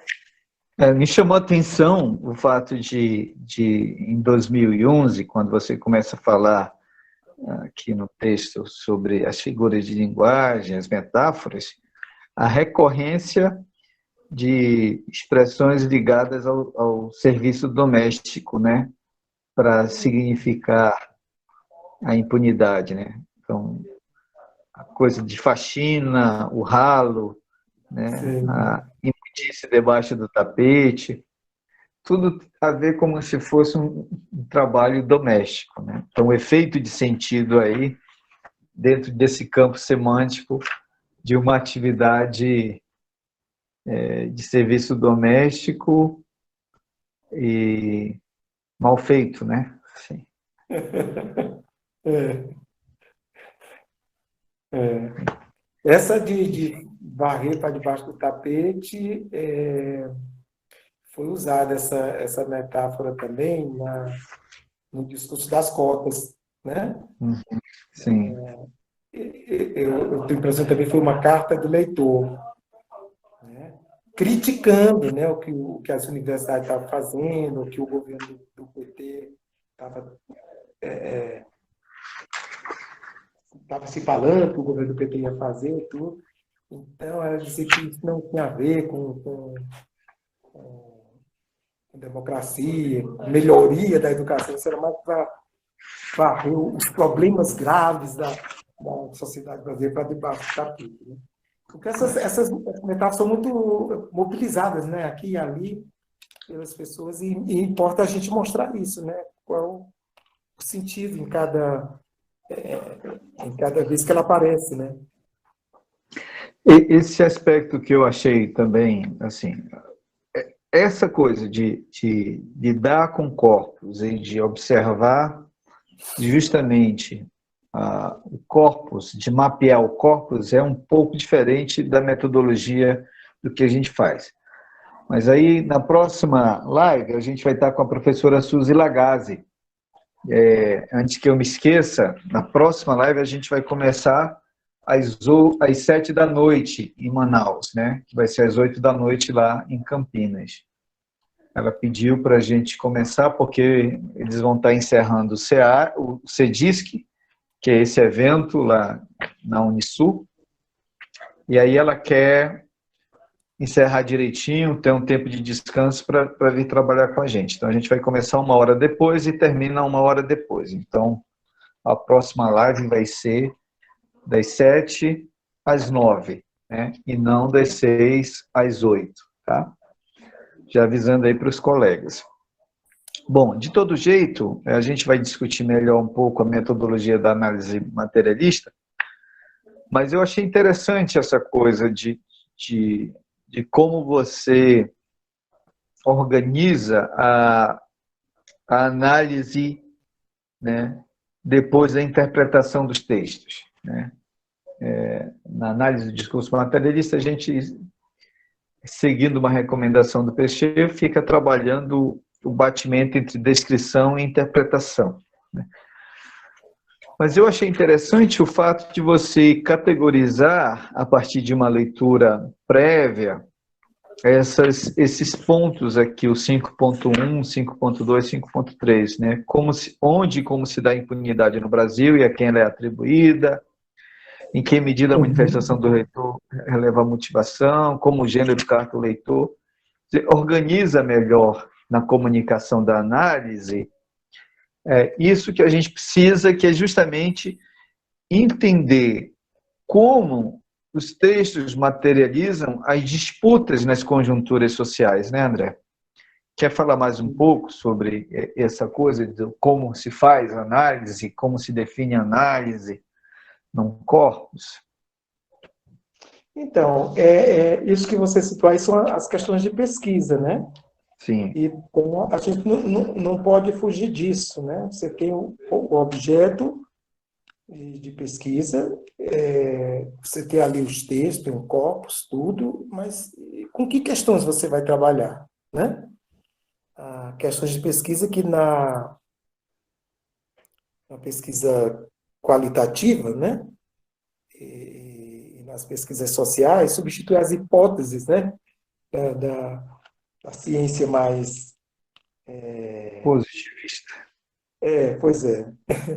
Então, quer dizer, o que os leitores entendem sobre a impunidade no Brasil? Qual o problema da impunidade? Onde é que está a impunidade? Então, sim, mas o que é que eu vou ver aí? Então, eu pensei nessas questões aqui, né? Onde e como se dá a impunidade e a quem ela é atribuída, né? No sentido de que quem é responsável pela impunidade? Onde é que ela está? Qual é o setor, né? Em que medida o eleitor expressa motivação para a participação política na mídia, né? Assim, às vezes o leitor apenas está desabafando, né? Está jogando ali o seu desacordo, a sua bronca, né? Com o jeito, com o estado de coisas no Brasil. Mas às vezes ele traz uma coisa, né? Devia se fazer isso, né? Prisão de segunda instância, não sei mais o que, tá. Então você vê assim essa motivação, né? Há uma causa ali, há uma demanda do leitor e ele faz questão de identificar isso, né? Como o gênero varia entre a veiculação de simples opiniões e uma vertente propositiva? Como é que isso se dá, né? E que soluções efetivas ou saídas são apontadas? E quais são essas? Quais são essas soluções, né? Então, é a partir daí que eu fui ver e checar exatamente, né? E vou amarrar no final do artigo, né? Sim. É isso, né? Elas não são sempre as mesmas, né? Cada objeto, cada corpus Sim. determina que questões são essas. Mas o interessante é justamente isso, é você ver as posições de sujeitos, né? Eu estou traduzindo aqui já para a concepção materialista, né? As caracterizações desses sujeitos, né?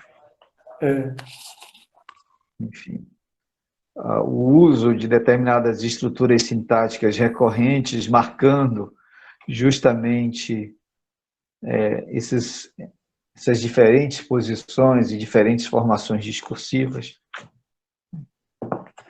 Enfim.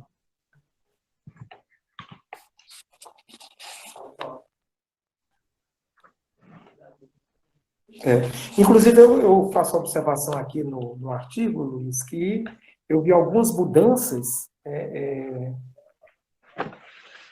significativas no sentido de quantitativo, né, entre o ano de 2011 e 2014, né? Sim. Mas, assim, eu não pude apontar nada, né? Não pude... Por que foi isso, né? O que aconteceu, né? Assim, não são os mesmos leitores, né? Eventualmente algum ali se repetiu e tal, mas, enfim, é um contexto diferente, né? São 3 anos, né? 2 a 3 anos de diferença, tudo. E o que levou, né, a essa mudança? Até digo, né, que eu precisaria ver também outros jornais, né, ou outros períodos, cotejar isso com outros períodos para ver se essas coisas batem, né, e ter outras pistas também, né? Mas assim, só pelo levantamento aqui, da forma como eu fiz, eu não posso Eu não tenho elementos para dizer nada sobre isso, né? Porque que teve essa mudança, né, de um ano para o outro. Significativo. Mas é interessante, porque eu, olhando a perspectiva, né, materialista aqui, a gente sempre vai assumir lugares interpretativos quanto a isso, né? Então, o corpus, obviamente, precisa materializar, né,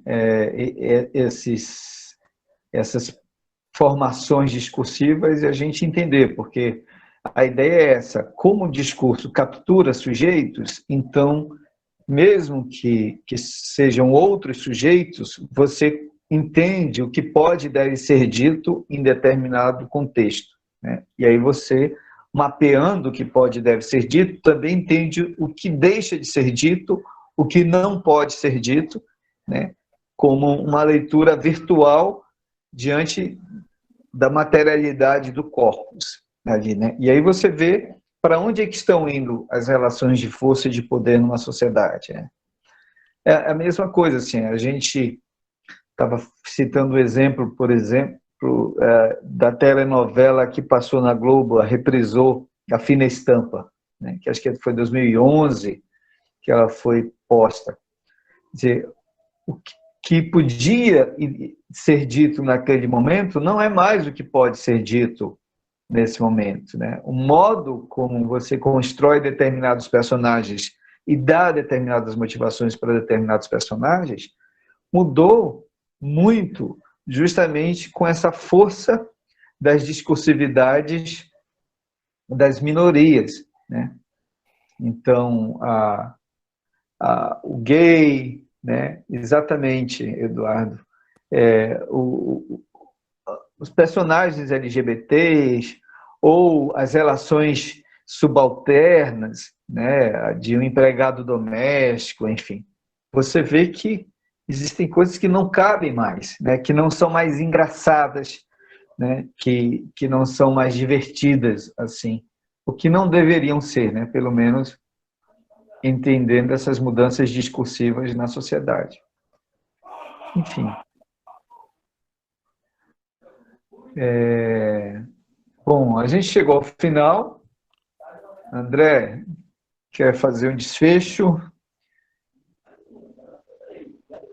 Então, eu quero só agradecer a participação de todos vocês, né? Apesar de não ter ouvido cada um, gostaria de ter tido essa oportunidade, mas enfim.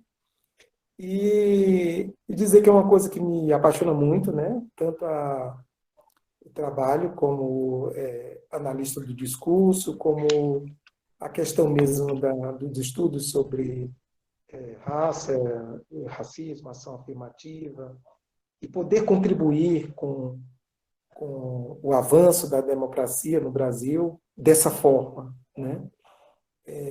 Então, eu queria incentivar cada um de vocês a descobrir o seu rumo, né? Eu não sei quantos daí vão ser acadêmicos, né? Como o professor Luiz Carlos, mas, enfim,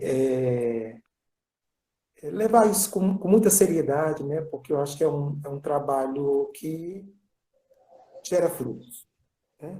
Eu sei que há uma expectativa na sociedade quanto a prestígio, poder, dinheiro e tudo mais. A gente também precisa sobreviver, né? Nessa coisa toda, mas aquilo que a gente constrói, né, com seriedade, isso vai ficar, né? E eu gostaria de ver, né, de saber daqui a 5, 10, 15 anos, de bons analistas do discurso vindos dessa turma aí, da UFAM, né? Alunos e orientantes do professor Luiz Carlos. Muito obrigado, gente. Valeu. Obrigado, André. Muito obrigado pela sua presença com a gente. Muito obrigado pelas discussões ricas, por uma organização metodológica bonita aí, que acho que facilita a vida de quem está começando. Obrigado pelo texto, por ceder, né, o original aí para a gente.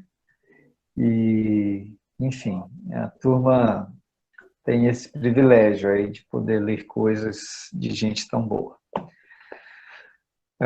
Turma, muito obrigado por hoje. A gente vai encerrando por aqui.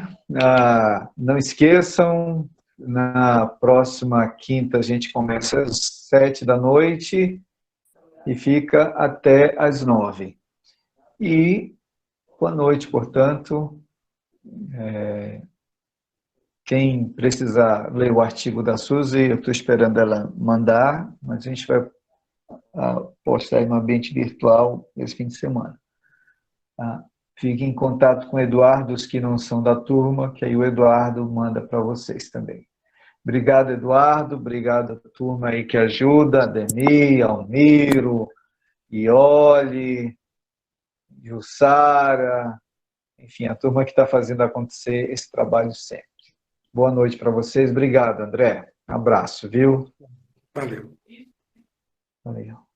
Boa noite, Simone. Tchau.